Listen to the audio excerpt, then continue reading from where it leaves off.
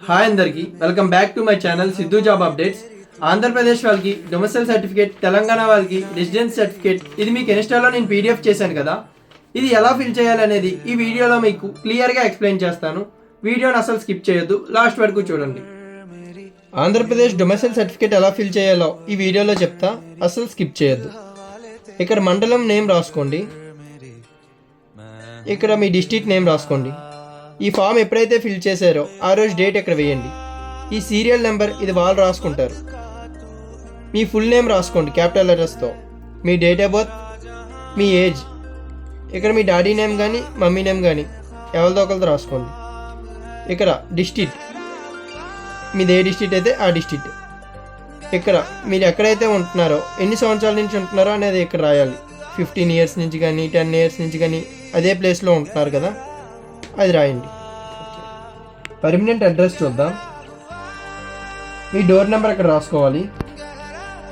మీ village name రాసుకోండి. Post office name అంటే మాదైతే ఇండస్ట్రియల్ ఎస్టేట్, మీది ఏది వస్తుందో అది రాసుకోవాలి. Police station 1 town 2 town rural urban, ఆ పోలీస్ స్టేషన్ నేమ్ ఇక్కడ రాయాలి. ఇక్కడైతే మీ డిస్ట్రిక్ట్ నేమ్ రాసేసుకోండి.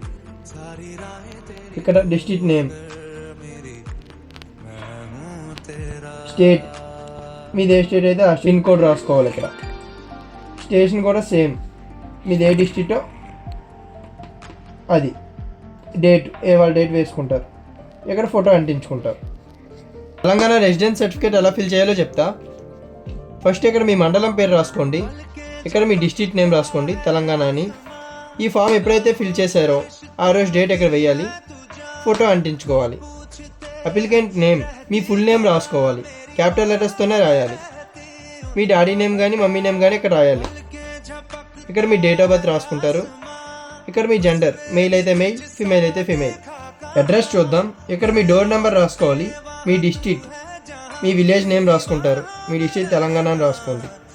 ల్యాండ్ మార్క్ రాసుకోండి. ఇక్కడ మీ మండలం పేరు రాసుకుంటారు, పిన్ కోడ్ రాస్తారు. Ration card number, mobile number, Aadhaar card number ఇచ్చేస్తే సరిపోదు. రెసిడెన్స్ సర్టిఫికేట్ అంటే మీరు ఎప్పుడైనా రెసిడెన్సీ సర్టిఫికేట్కి అప్లికేషన్ పెట్టారా లేదా అనేది ఇక్కడ అడుగుతున్నారు. ఎస్ అయితే ఎస్, నో అయితే నో. ఇది మీ అడ్రస్, ఎన్ని సంవత్సరాల నుంచి ఉంటున్నారు అదే అడ్రస్లో అని రాయాలి. 10 అయితే 10, 16 అయితే 16, ఎన్ని ఇయర్స్ నుంచి ఉంటున్నారు అనేది ఇక్కడ రాయాలి.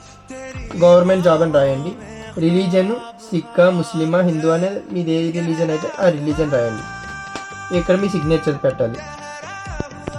డాక్యుమెంట్స్ చూసుకుంటే Aadhaar card, ration card xerox పెడితే సరిపోతుంది, ఇంకేమీ ఇవ్వద్దు.